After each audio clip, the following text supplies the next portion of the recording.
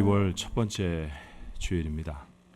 오늘 우리가 교회에 허락하신 하나님의 비전 함께 나누는 시간, 먼저 성경 읽기 전에 잠깐 가졌으면 좋겠네요.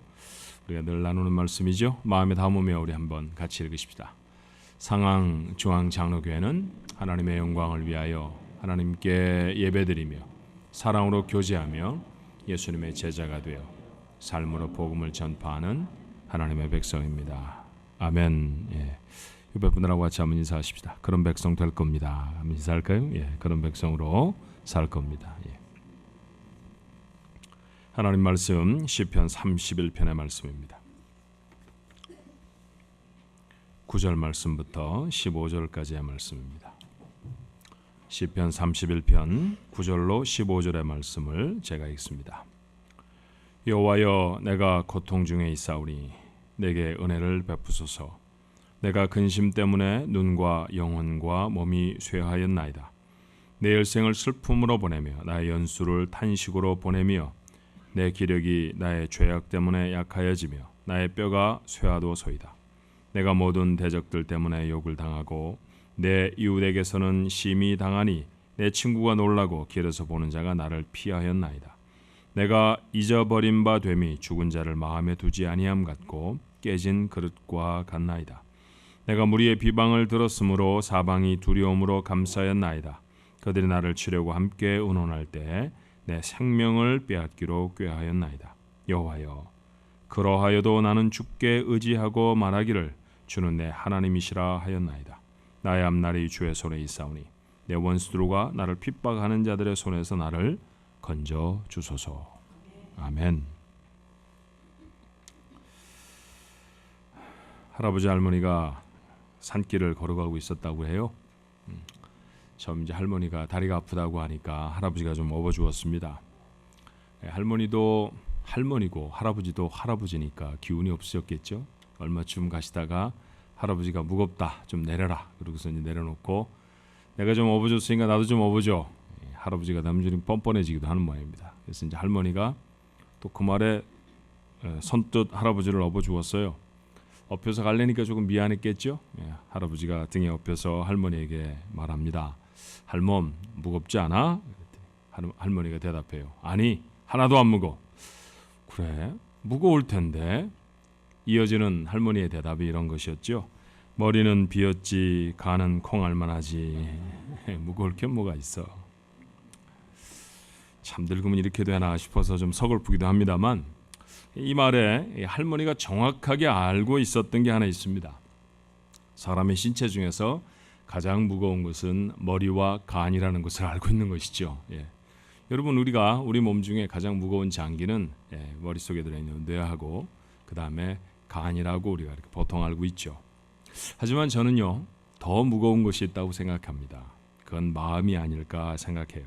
그래서 성경은 이렇게 말하죠. 잠언 4장 23절에 무릇 모든 지킬 만한 것 중에 더욱 내 마음을 지키라. 생명의 근원이 이에서 남이니라. 우리의 삶에서 어떤 것과도 비교할 수 없을 정도로 무거운 것, 중요한 건 마음이라는 것입니다. 이렇게 중요한 마음이 가라앉아서 움직이지 않는 상태, 그걸 가리켜 우울증이라고 해요. 그런 마음은 슬픔이 너무 가득해서 좀처럼 틈이 보이질 않습니다. 레드우드가 빡빡하게 채워져 있는 숲을 가보신 적이 있죠. 호는 낮은데도 햇볕이 들어오지 않잖아요. 나무가 울창한 그런 숲은 해가 분명히 위에 떠 있어도 그 숲속 깊은 곳까지 햇살이 내려오지 닿지 않는 것처럼 기쁨이라는 게 그의 삶에 비집고 들어갈 틈이 없어 보입니다. 너무나 외로워서 혼자라고 느껴지죠. 아무도 믿지를 못합니다. 그리고 역설적으로 누구도 자신을 도와줄 수 없을 것이라고 하는 믿음만 더 강해지죠.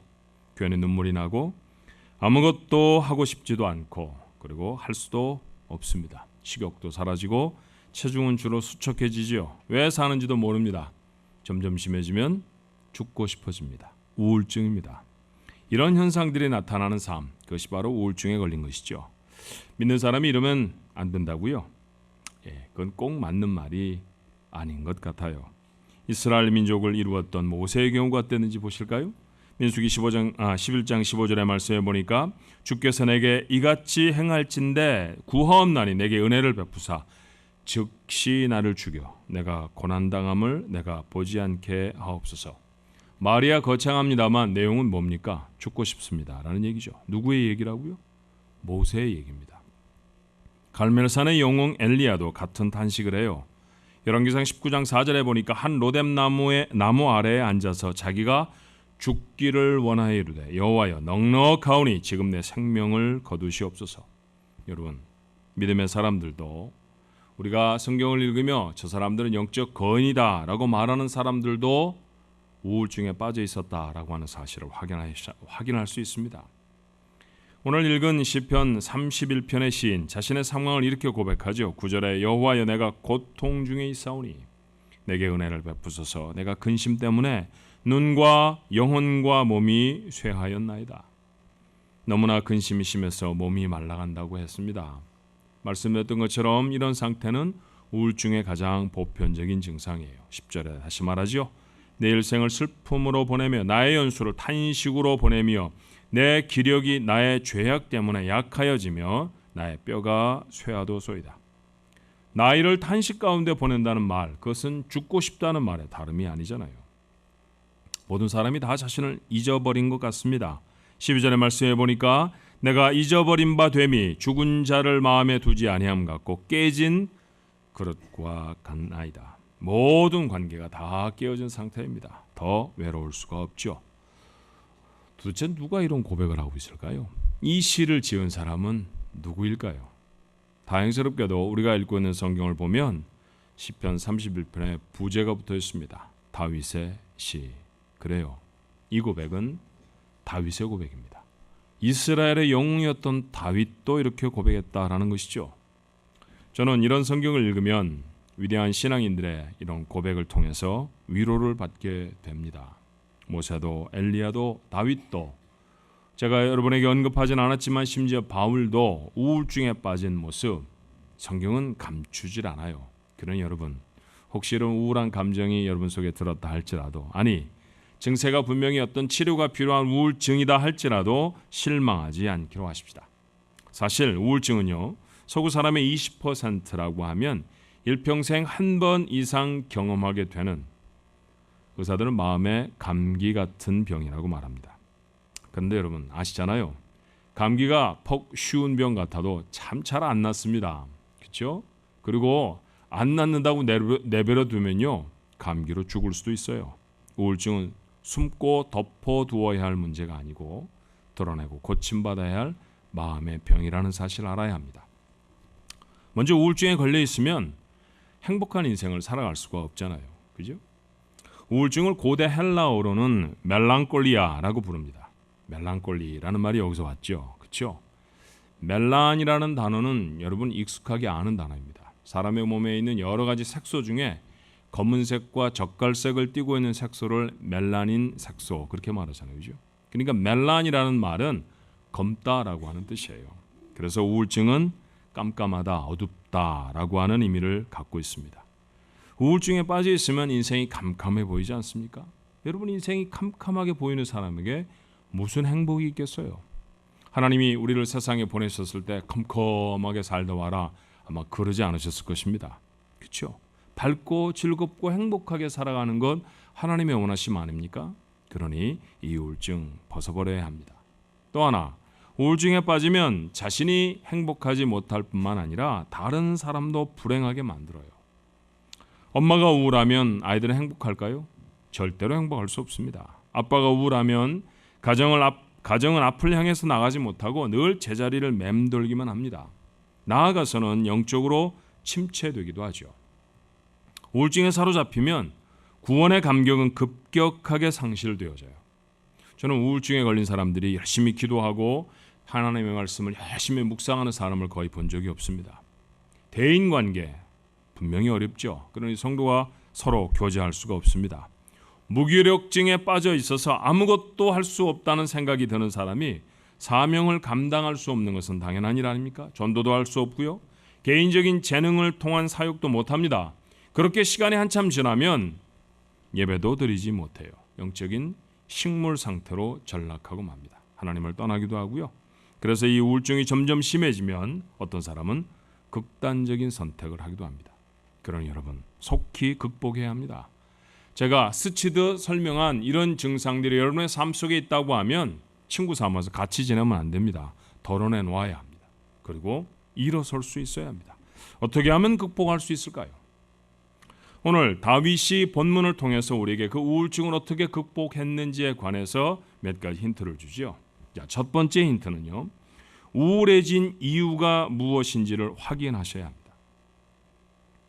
우울증의 원인은 다양해요. 사랑하는 사람을 갑작스럽게 잃어버리는 상실의 감정, 우울증으로 이루어지기도 하죠. 꼭 죽어서만 잃어버리는 건 아닙니다. 아이를 유치원 때부터 잘 키웠는데 12학년이 되면 뭐 기다렸다는 듯이 엄마 빠이 그러고 가버리잖아요.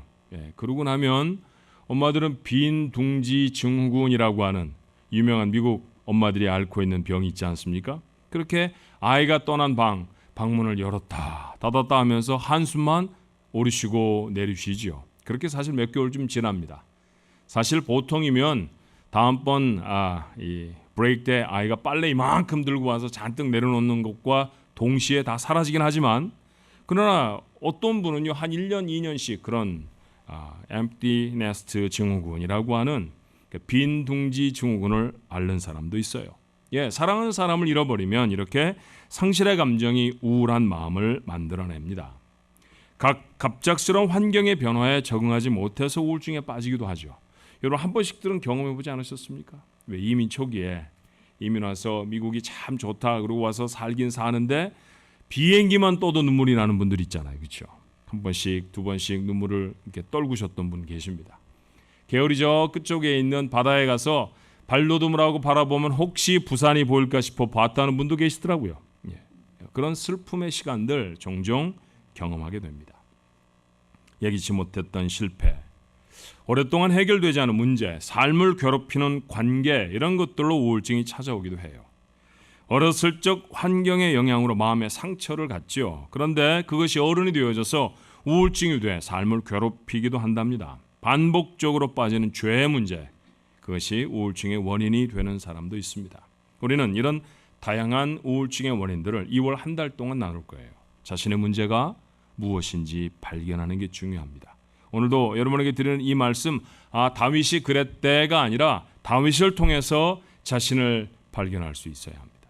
그래야 회복의 기회가 얻어질 수 있죠. 자, 그렇다고 하면 오늘 본문에서 나오는 다윗에게 있었던 문제는 뭘까요?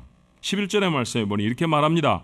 내가 모든 대적들 때문에 욕을 당하고 내 이웃에게서는 심히 당하니 내 친구가 놀라고 길에서 보는 자가 다 나를 피하였나이다. 지금 고통스럽고 괴로운 까닭이 뭡니까? 대적들 때문입니다. 사울을 비롯한 대적들, 더 이상 자신의 이스라엘을 위기에서 구해낸 영웅이라는 사실도, 한때는 친구였고 가족이었다는 사실도 기억하지 않습니다. 그리고 죽이려고만 듭니다.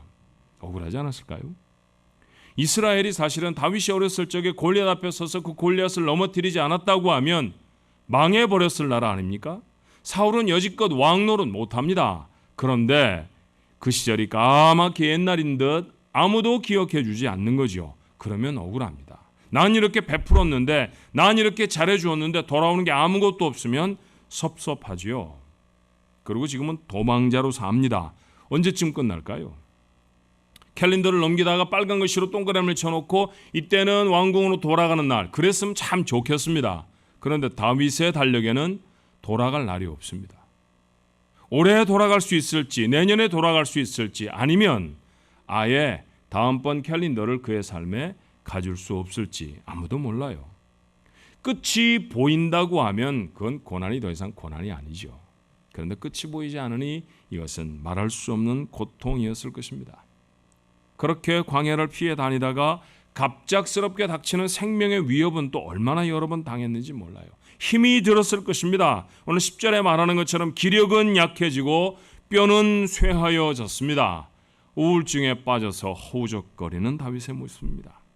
그러나 힘들고 괴로운 일이라도 자신을 괴롭히는 문제가 무엇인지를 확실히 아는 것, 그게 중요한 것이죠. 다윗은 오늘 본문을 통해 우리에게 확실히 말합니다. 내가 지금 고통스러운 까닭은 대적들 때문입니다. 그렇게 자기를 구렁텅이에 빠뜨리고 자기가 우울해진 이유를 분명하게 알면, 그러고 나면 비로소 깨달아지는 게 있어요. 자신이 사실보다 지나치게 과장하고 있는 것들이 무엇인지가 깨달아집니다. 자, 다윗은 이렇게 말하죠. 10절의 말씀에 보니까 내 일생을 슬픔으로 보내며 나의 연수를 탄식으로 보내며 내 기력이 나의 죄악 때문에 약하여지며 나의 뼈가 쇠하도소이다. 일생을 슬픔 가운데 보냈답니다. 사울에게 쫓기는 시간 결코 짧은 시간은 아니에요. 적어도 10여 년 이상 되어진 것 같습니다. 그런데 일생, 평생은 아니죠. 그죠? 여러분이 아시는 바와 같이 다윗은 30세에 이스라엘 왕이 됩니다. 그리고 40년 동안 왕해요. 그러니 이게 고통 중에, 고난 중에 적었던 시라고 하면 32전에 적었던 시일 것이고요. 그런 고백이었을 것이고, 그는 자신이 당했던 고통의 시간보다 훨씬 긴 시간을 한 나라를 다스리는 최고의 권력자, 왕으로 살아갈 것입니다. 그런데 고난을 당하면 일평생 같죠. 자신의 평생에 좋은 날은 하루도 없었던 것처럼 보이는 것, 과장입니다. 다윗은 모두가 다 적이 된 것처럼 고통을 호소합니다. 사실과 다른 얘기 아닙니까? 그는 요나단이라고 하는 형제 같은 사람이 있었습니다. 사실 요나단이 누굽니까? 자기 죽이려고 쫓아오는 사울의 아들이잖아요. 사울이 죽으면 다음번 왕 요나단이 하는 겁니다. 근데 요나단이 자기의 왕위를 척 다윗에게 밀어둘 정도로 그렇게 다윗을 사랑했던 사람, 다윗이 갖고 있었습니다. 제사장 아히멜렉이라는 사람은 다윗에게 빵 몇 덩어리 주고 칼 하나 챙겨줬다고 일족이 멸하여지는 수모와 어려움을 당합니다. 생명을 걸고 도와주었던 제사장도 있었던 것이죠. 아무도 나를 도와주는 사람이 없어. 모두가 다 나를 싫어해. 사실입니까? 아닙니다. 절대로 사실일 리가 없습니다. 고통을 지나치게 과장해서 이로울 것은 하나도 없죠. 한 번도 기뻤던 적이 없습니다. 모두가 다 나를 받아들여 주지 않습니다. 내 삶에 앞으로도 좋은 일은 절대로 일어나지 않을 것입니다. 이런 과장, 극단의 단어들을 사용하는 부분이 있다고 하면 점검하십시오. 보통은 전부, 다, 항상이라고 하는 꼬리표가 붙어있는 생각들이죠. 사실이 아닐 경우가 대부분입니다. 나를 괴롭히는 문제가 무엇인지 알고 나면 자신에게 과장되어져서 지나치게 과장되어져 있는 부분이 무엇인지를 알게 된다는 것이죠. 그것을 알아야 회복이 가능해져요. 그것을 깨달으면 하나님 앞에 나아가 은혜를 구하는 것이 다음 단계입니다. 시편 31편은 하나님께 드리는 다윗의 절절한 기도였죠. 본문의 시작을 기억하십니까? 9절의 말씀에 여호와여, 여호와여입니다. 고통 중에 있습니다만 여호와여 내게 은혜를 베푸소서. 내게 필요한 것은 하나님의 은혜입니다. 그는 그렇게 고백해요. 사실 우울증과 같은 영적인 침체는 어쩌면 복이 될 수도 있습니다. 마틴 루터는 영적 침체란 하나님의 은혜의 필요를 인식하는 시간이라고 가르쳤어요. 자, 예컨대 이런 것이죠. 죄를 지었습니다.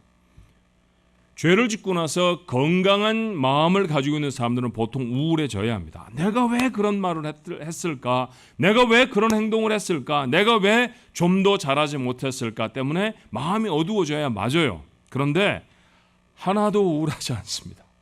죄를 졌더니 너무 신이 납니다. 전에 못 느꼈던 재미가 막 샘솟아 오릅니다. 그러면 그런 사람은 죄에서 돌아올까요? 돌아오지 않습니다. 얼마간은 더 죄를 향해 진행할 것입니다. 죄를 짓고 마음이 어두워지는 것, 죄를 짓고 마음이 슬퍼지는 것, 그건 뭘까요? 하나님께로 돌아올 기회가 우리에게 있다는 것이죠. 마음에 상처가 있습니다. 그래서 우울합니다. 그런데 여러분, 그렇게 우울해야 그것을 치료할 기회를 얻게 되지 않아요? 그것을 치료하기 위해 하나님 앞에 나아가서 그것을 치료할 수 있는 하나님의 은혜의 기회를 얻게 되어지지 않습니까? 너무나 어려운 일을 당해서 마음이 무너져 버렸습니다. 일어설 기운도 없습니다. 일어설 기운이 없죠. 우리가 사실 일어서 산다고 하지만 내 걸음으로 산다라고 생각하다가 문제와 어려움을 덕 만나면 그때 확인하는 게 있습니다. 내 다리로 서 있는 게 아니구나. 하나님이 의지가 되어 주셨구나. 하나님이 나를 세워주셨구나. 그렇죠. 그 하나님 만나는 시간이에요. 외롭다고요? 외로움을 막 느끼는 건 왜 그렇습니까? 우울증에 빠져 있는 사람들과 상담을 해보면 사람들이 저한테 곁을 주지 않아요. 사람들이 저를 도외시해요. 저를 분리시켜요. 뭐 이런 얘기죠. 근데 여러분 사실과 다른 얘기입니다. 사실은 내 마음에 이 외로움이라고 하는 감정이 든다는 것은 사람들에게 버림을 받았기 때문이 아니라 사람을 만나라라고 하는 하나님의 사인입니다. 사람을 만나야 할 기회죠. 그런 마음이 들지 않으면 점점 더 고립되어질 수 있기 때문입니다. 예기치 않은 사건이나 오래전 마음에 생긴 상처였거나 우울증이 찾아와 주저앉았다고 하면 낙담밖에는 될 것이 없죠. 하나님의 은혜를 구해야 합니다. 여기에 회복의 길이 있습니다. 언젠가 여러분에게 드렸던 말씀 기억하십니까? 시선이 땅을 향하고 있으면요, 날개가 있어도 날아오르지 못합니다. 길은 어디로 열린다고요? 바라보는 쪽으로 열려요. 문제와 상처만 바라보면 점점 더 캄캄한 인생으로 들어갈 수밖에 없습니다. 그러나 하나님을 바라보면 회복의 은혜를 만나는 줄로 믿습니다. 하나님의 사람으로 비상할 기회, 바로 여러분이 가졌던 감정의 감기와 같은 우울의 기간일 수 있다는 사실을 기억하십시오. 또 하나, 우리가 기억해야 할 것은 더 나은 시간이 있다는 사실을 잊지 않는 거예요. 다윗은 이렇게 기도합니다. 시편 31편 15절에 나의 앞날이 주의 손에 있사오니 내 원수들과 나를 핍박하는 자들의 손에서 나를 건져 주소서. 다윗은 자신의 앞날이 주의 손에 있다고 했습니다. 여러분 여쭤보십시다. 주일 아침에 2월 첫 번째 주일을 맞으며 하나님 앞에 올라와 예배하는 여러분들의 미래는 다른 사람 손에 있습니까? 우리의 미래는 의사의 손에 달려 있나요? 우리의 미래는 설계를 하는 재정 전문가의 손에 달려 있습니까? 아닙니다. 우리의 미래도 여호와 하나님의 손에 있습니다. 지금 해결되지 않는 문제를 가지고 속상해하고 힘들어할 수 있지만, 그러나 지금 내 마음에 들어워진 고통스러운 그림자 때문에 힘이 들지만, 그러나 이것이 내 인생의 전부는 절대로 아닙니다. 반드시 하나님이 예배하신 더 좋은 시간을 만날 것입니다. 바울은 핍박받는 성도들을 향해 이렇게 확신에 찬 권면을 하죠. 로마서 5장 4절에 여러분이 너무나 잘 아는 말씀이 있습니다. 인내는 연단은 소망을 이루는 줄 아니미로다. 고난의 시간을 인내로 지나는 사람이 소망의 열매를 이루어낼 줄로 믿습니다. 죽고 싶을 정도로 괴로운 마음의 시간을 다윗은 소망으로 견뎌내죠. 하나님이 내가 어렸을 때 내가 하카톤 아무것도 아니라고 집에서 말째라고 그저 무시당했던 바로 그 시절에 제사장을 보내셔서 선지자를 보내셔서 내 머리에 기름 붓고 너는 이스라엘의 왕이다 라고 말씀해 주신 그 하나님이 계셨지. 아둘람 굴에서도 사울에게 쫓겨가면서도 먹을 빵이 부족해서 배를 움켜쥐고 있을 때에도 그 소망 잃지 않습니다. 그리고 마침내 왕이 됩니다. 로뎀나무 아래 죽기를 구하였던 엘리야 다시 일어서죠. 죽음도 초월해서 하늘로 승천하지 않았던가요? 자신의 생일조차 저주였던 욥은 이렇게 고백합니다. 욥기 23장 10절에 그러나 내가 가는 길을 그가 아시나니 그가 나를 단련하신 후에는 내가 순금같이 되어 나오리라. 하나님이 내가 가는 길을 아십니다. 기와로 상처를 긁고 있는 상황을, 가진 모든 것을 다 잃어버린 쓰라린 마음을, 아내조차 손가락질하고 떠나버린 버림받은 자의 외로움을 하나님이 아신다고 했어요. 아시는 하나님이 욥을 회복시키지 않으셨습니까? 하나님이 여러분의 마음을 아십니다. 그러니 절망하지 말고 소망을 갖도록 하십시다. 이 소망을 더욱 힘있게 하는 또 한 가지의 결단을 해야 합니다. 그것은 감사예요. 우울증을 비롯한 정신질환을 앓고 있는 사람들의 공통점이 하나 있는데 살펴보면 그들 모두는 감사할 줄을 모르더라고요. 뒤집어 말하면 감사하기 시작하면 병이 나았다라는 것이죠. 선교사였고 탁월한 내적 치유 전문가였던 데이빗 시멘즈라고 하는 사람은 이렇게 화가 납니다. 우울증을 치료하는 가장 확실한 방법은 감사하는 것입니다. 항우울제를 먹는 게 아니라 감사하는 것입니다. 사랑하는 성도 여러분, 마음이 우울하십니까? 되는 게 있어야 감사를 하지. 감사부터 시작하면 될지 누가 압니까? 그렇죠? 감사부터 시작하십시오. 오늘 당장이라도 마켓에 들려서 땡큐 카드를 한 통쯤 사고요. 여러분에게 정말로 고마웠던 사람들에게 한 번쯤 카드를 적어보십시오. 사랑하는 남편 곁에 있어줘서 고마워요. 해보신 적이 얼마나 오래됐습니까? 아들만 보면 엄마는 마음이 넉넉해지네. 함께 있어줘서 너무 고마워. 그런 거 말이에요. 기도해줘서 아무개 집사님 너무 고맙습니다. 그렇죠? 감사를 시작하십시오. 아주 작은 선물이라도 여러분에게 사랑을 나누어 줬던 사람들과 나누는 일들을 시작하면 어떨까요? 감사를 시작하면 굳게 닫혔던 마음의 빗장이 열린답니다. 그리고 결코 들어올 것 같지 않았던 은혜의 빛이 가슴을 파고듭니다. 회복의 은혜가 시작되는 것이죠. 우울증 있을 수는 있지만 벗어버려야 할 마음의 병입니다. 그것에 희생되어져서 컴컴한 인생을 살아가는 여러분이 아니라 다 벗어던지고 다윗처럼, 엘리야처럼, 그리고 바울처럼 일어서 하나님의 쓰임을 받는 이 세상 누구보다도 행복한 하나님의 사람들의 모습, 그게 우리 가족들의 모습이 되시기를 주님의 이름으로 축원합니다. 자, 하나님이 아신다고 했죠? 우리가 그 아시는 하나님 앞에 한번 찬양을 드려볼까요? 다 같이 자리에서 일어나셔서 오늘 저희가 함께 불렀으면 좋겠을 찬송은요, 아침 안개 눈앞 가리듯. 가사가 이래요. 아침 안개 눈앞 가리듯 나의 약한 믿음에 의심이 쌓일 때 부드럽게 다가온 주의 음성, 아무것도 염려하지 마라.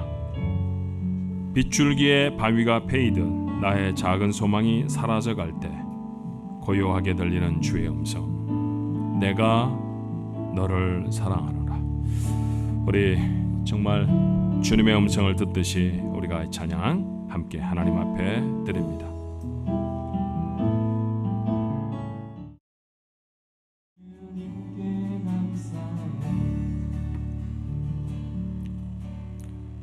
저희들이 살아가는 삶에 부족한 것이 하나도 없어 보입니다. 전에는 알지도 못했던 멋진 자동차 타고 다니고요. 저희 미국 삽니다. 남이 그렇게 하고 싶은 영어 몇 마디쯤 우리가 하면 사람들이 부러운 눈으로 우리를 바라보기도 합니다.